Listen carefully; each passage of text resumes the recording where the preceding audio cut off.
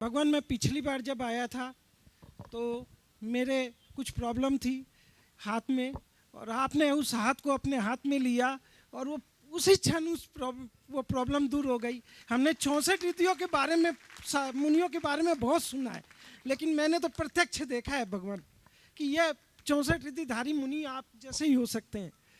दूसरा, अभी मेरी वाइफ पिछले दिनों गर्भ अवस्था में थी और भारतवर्ष के सभी बड़े डॉक्टरों ने ये कह दिया था कि इस बच्चे को अवॉइड कर दीजिए। उस समय आपने मुझे भावना योग करने बोला और बोला कि ये कुछ नहीं होगा, इस पर तुम विश्वास रखो, आगे चलो। और आज मेरा बच्चा 1.5 साल का है और वो कुछ भी नहीं हुआ उसे। भगवान, ये चमत्कार ही है और आपका आशीर्वाद ही है, तभी मैं यहाँ इस तरह आज आ पा रहा हूँ। दे दो माइक बच्चे को। हाँ ले लो बाबा, चलो ठीक है।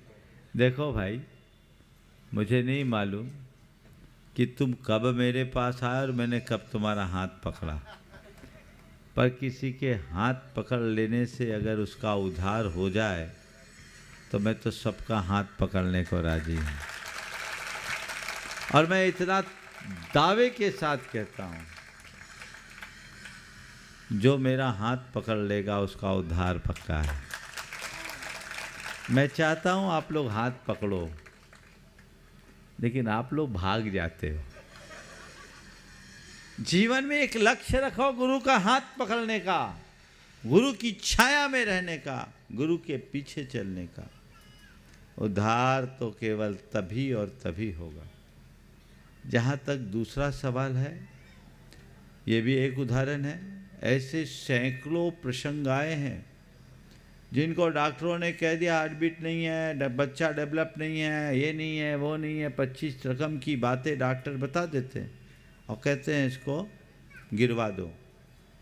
लेकिन जिन जिन ने भावना योग विशुद्धि के साथ किया, वो सब बच्चे आज बहुत सलामती से जीवन जी रहे हैं।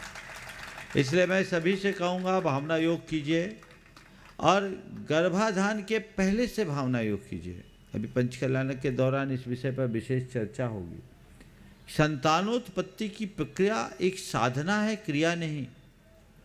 उसे समझ करके लोग करें तो इस तरह की कोई दुर्घटना कभी नहीं होगी और जीवन का पथ प्रशस्त होगा। बहुत बहुत आशीर्वाद।